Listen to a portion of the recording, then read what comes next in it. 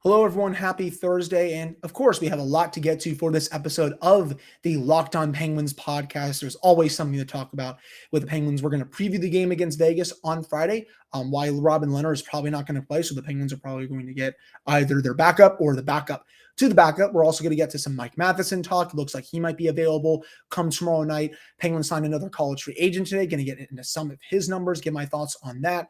And Valtteri Puustinen, he was called up today in a move that definitely surprised me because the team is relatively fully healthy right now. Of all of that, plus much more, especially Kris Letang's contract status coming up for today's episode.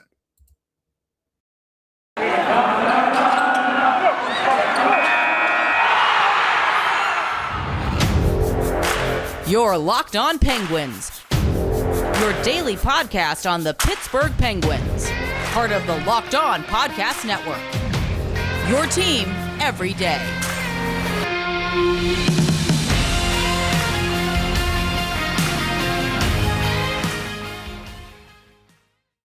Hello, welcome back to another episode of the Locked On Penguins podcast. I am your host, Hunter Hodes. Remember to follow me on Twitter at Hunter Hodes. Follow this show's Twitter at LO_Penguins. And of course, thank you all so much for listening. Making this your first listening season. It's been a while since I screwed that up. Again, I'm wearing another Virginia Tech shirt. They got another win at the ACC tournament tonight against Notre Dame. Hopefully that's enough to send them into the dance, but who knows at this point with the NCAA committee. The bubble is a very annoying place to be, to say the least. But enough of that. Let's get into the hockey talk. We'll start out today with some news from practice. Mike Matheson, as I teased, he was back in a full contact capacity. This was his first time back fully practicing with the team. He wasn't taking his usual, line rushes. He was kind of on, I think, the bottom pairing with P.O. Joseph. But I'm not really going to read too much into that. Sullivan did say after practice that they're going to see how he responds tomorrow and then make a decision from there. So he was not ruled out of the game on Friday, though. I'm wondering if they are going to play it a little safe for him, and then maybe he'll come back on Sunday against Carolina. But it is good news because especially, he was week to week at the start of the injury, but I believe he's only going to miss, two weeks? If that, honestly might be a week and a half. I believe it's close to 2 weeks. So it could have been a lot worse. Matheson said to the media today that he had been playing with this injury for about 3 to 4 games before it really just got worse, and then he had to come out and he had to get treatment on it. But to have him come back, that's going to be a big deal. I know Mark Friedman is probably going to come out of the lineup. He's been really good, but Matheson has just been that much better this year, and it makes the Penguins that much healthier, to say the least. So really excited about that. Now, there was something else that happened at practice today, and in case any of you all did not see it on social media, you come here for the news. The Penguins decided to have Kasperi Kapanen out of line rushes. He was kind of mixing it a little bit on the fourth line, but Brian Boyle was kind of taking his spot. Dominic Simone was in there as well. I think it was Evan Rodriguez that was on the second line with Evgeny Malkin. And, with Valtteri Puustinen's call-up today, I think Kapanen's getting scratched tomorrow. I think Mike Sullivan has had it. I think the organization is fed up. I know what Brian Burke said to Josh Yohe of The Athletic a couple days ago when he said, he's having a rough year. He didn't really crush him, but I think he let everyone know that the management is not happy with how he's playing. I understand the guy's in a slump, but this is a results-oriented business.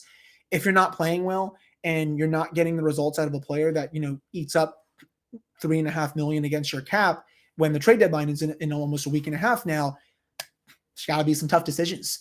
And I don't know if this is going to be the thing that clicks for him now that he's out of the lineup or something. This has got to be one of the first times he's been scratched since he became an NHL regular. But, it is something now that, Sully's really much thinking about scratching Kapanen. And, my first thought when Puustinen was called up, I was like, okay, is there maybe a trade coming? Because they have 13 forwards. I know Jason Zucker is the only one that's not healthy. It was just a bit weird because, why would you be calling up a forward, when you're mostly healthy? But I personally think he could be playing on Friday. I know Brian Boyle has really impressed a lot of people this year. I know he was taking part in line rushes, but I still want to see what this kid can do at the NHL level. He's been Wilkes-Barre's best player this year. He's close, I think, to a point per game, if I remember correctly. Leads the team in goals as well. He's really lit it up down there, and he's probably their best forward prospect on that team right now. And, I think it's about time he does deserve a shot. Maybe he'll play in the bottom six to start. I don't think they're going to start him off on Evgeny Malkin's wing. That might be a little too much because, he's barely even played in the NHL, of course. But, it makes sense, with how Evgeny Malkin's line, there's just been so much turnover there, and he hasn't had consistent line mates all year. I guess what the hell not? Though I know I just said a couple of seconds ago I wouldn't expect it, but if he were to somehow be on that second line, I also wouldn't mind it at the same time, just because they've tried so much already this year. I guess, but I know Boyle's played well. I know Simone's been fine, but it's about time this team starts getting more depth scoring. If he can provide that, that would be huge. I know Brian Burke has said as well, maybe our best options are internal. Well, they're obviously trying this right now. I don't know how aggressive Ron Hextall wants to be at the deadline. I know Josh Yohe and a couple other reporters, myself included on the podcast, we want the team to, go all in and be aggressive. I mean, I know the team is all in, but you got to go out and make a move or something like that. But this is probably one of the options that they have. And if this doesn't work and he doesn't score for the next few games, if he does play these next few games, I think Ron and Brian are going to say, okay, maybe we will have to go outside the organization and look for some help, if they're still on, I guess, the edge about it. So definitely was a bit surprised by the call up, but, I guess looking at it as well, it definitely has its pros if he does play, because he was called up earlier this season. I made a big deal out of it on one of my episodes, and he didn't end up playing. Now, when the team has 13 fully healthy forwards, Jason Zucker is probably a couple weeks down the line. He's being called up. Something's got to be coming, at least with a healthy scratch with Kapanen. And, I hope that Puustinen does come in because, with how he has played in Wilkes-Barre, it does make a lot of sense. So those are the two big things to come out of practice today. We'll see what Mike Matheson's status will be tomorrow. I would assume he'll be a game time decision, though I also could see Mike Sullivan saying, you know what, I'm going to keep him out for a game, have him do another full contact practice, see how he responds to that, and then, potentially play him on Sunday against Carolina. But Matheson's return is very imminent. And again, this team will only be one injured player away from being fully healthy. I'm just going to knock on wood for you all there. So again, those were the full practice updates today. Now, there was another decently sized news, I guess, from the Penguins. And it's not the Kris Letang stuff. I'm going to get to that a little later on in the episode. But they agreed to terms, if I can find the beautiful tweet here. Yes, here it is. College free agent forward, Corey. Okay, I do not want to screw up his name because I screwed up Louis Domingue's name at the earlier part of the season, and I'm not going to do this here. So Corey Andovsky, I was very free and painless. I get very nervous if I'm going to screw up names on the show. It is a 2-year entry-level contract. Contract's going to begin during the 2022-2023 season. He's going to report to Wilkes-Barre on an amateur tryout contract. Again, as I said about a week or two ago, anytime a team that's in contention can get a prospect for free, you do it. You don't have to give up anything to get a player like this. I mean, he's not going to, count for anything against the cap unless you bring in it's a 2-year deal. So again, I'm totally fine with this. It looks like he's had a pretty decent year as well. I believe he was his college's leading scorer this year. Yeah, Princeton, 10 goals, 22 points in 31 games. I know Princeton is not usually good at hockey, but the fact that he's averaging almost a point per game on a pretty bad team, that shows something, at least to me. I'll be curious to see how he does on a tryout with Wilkes-Barre. But again, anytime you can add to your prospect pool for free when you don't have a lot of prospects, you do it. I know some people are making a big deal out of this. Well, Ron's adding a lot of prospects. Maybe he's sending some out. I don't know if that's truly going to be the case. I think he just sees the opportunity to add to a pretty barren pool, and you take those anytime you can, at least in my opinion. Now, coming up in the next segment, we're going to do a full preview for the Vegas Golden Knights. Jack Eichel will be in the lineup on Friday. Mark Stone will not go into the results lately and why this team has definitely not been the same Golden Knights team as old. But before we do that, it's that time of year again as college basketball's tournament. Yes, March Madness is finally upon us. From all the latest odds, contests, and player props, betonline.net is the number one source for all of your sports betting needs and info. BetOnline remains the best spot for all of your sports scores, podcasts, and news this season. And it's also not just basketball. BetOnline is your continued source for all of your sports wagering information needs, including live betting and your favorite Vegas casino games. Head to the website today or use your mobile device to learn more about the trends in action. That is BetOnline, where the game starts.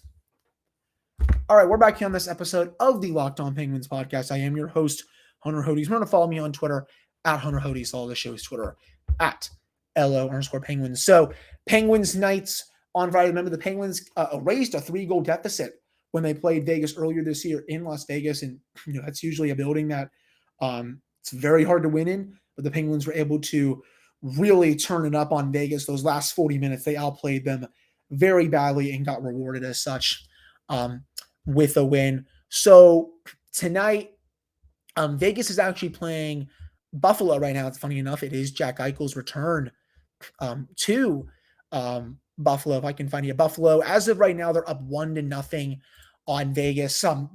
Obviously Buffalo is booing Eichel. I don't really know why. I kind of think that's just a bit of BS. But for Vegas this year, Robin Lehner's all obviously been the starter, but he's been, he hasn't been as good as he normally is. I mean, he saved almost 8 goals above expected, but only a .909 save percentage, 2.77 goals against average. He will not be in the lineup though for Vegas. He was actually sent back home for further evaluation for his injury. So it's either going to be Laurent Brossoit in net, or they're going to start a guy that has not even 5 games of NHL experience. And I can already see it now. That guy is going to stonewall the Penguins and make 44 out of 45 saves in a 2-1 Las Vegas Golden Knights win. Hopefully not. But that's just happened too many times to the Penguins over the years. And I do not need to see it happen again. Overall, underlying numbers wise, with the Vegas Golden Knights, if I can find them here on Money Puck, 52% of the expected goals, 52% of the actual goals, pretty decent, plus 12 goal differential. They've been on the ice for 52% of the shot attempts at even strength. So, not bad numbers. Goals, I'm just looking, I'm looking at their shooting percentage. It's not really that high, only shooting 8% on shots on goal. That's, there's definitely, been, I think, some unlucky stuff with Vegas. Save percentage on shots on goal, .915 overall goaltending. So, I mean, that's right around league average. That's, pretty decent, I guess, to say the least. I know if Leonard was having a better year, that would probably be up to .920, .921 or something like that. Goals for per 60, 2.62, goals against per 60, 2.37. This is, still a team that's pretty decent defensively. And, even without Mark Stone, this is still a deep team. Their top line of Max Pacioretty, Jack Eichel, and Jonathan Marchessault, that needs no introduction. Those 3 players are 3 of the best players in the NHL. I'll say that right now. I mean, I love watching Jack Eichel play. I'm happy that he's back healthy. Max Pacioretty is always underrated. Jonathan Marchessault has been great since coming over to Vegas. Their second line has Evgeny Dadonov and William Karlsson.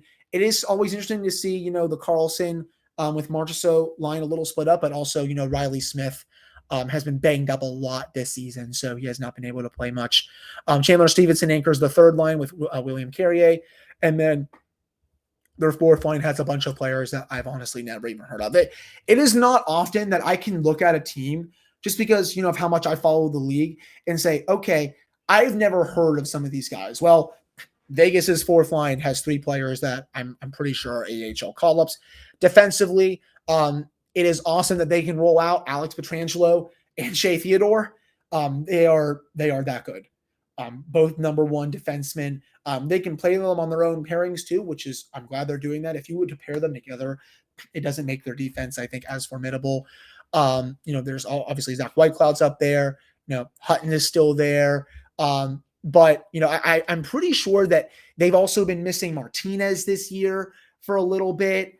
This has been a Vegas team that's been decimated by injuries, and obviously a lot of Penguins fans can sympathize for that.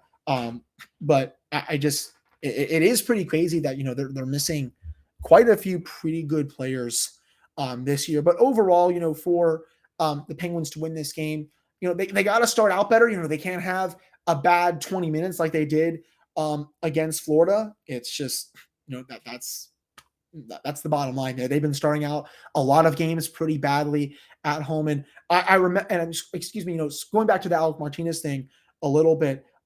He's been banged up for the last 3 months, actually. He had a facial laceration on November 11th. Then he tested positive. He's been practicing, but he still honestly has not been playing. I mean, this was at least I think a couple of weeks ago that I saw, but he still remains out.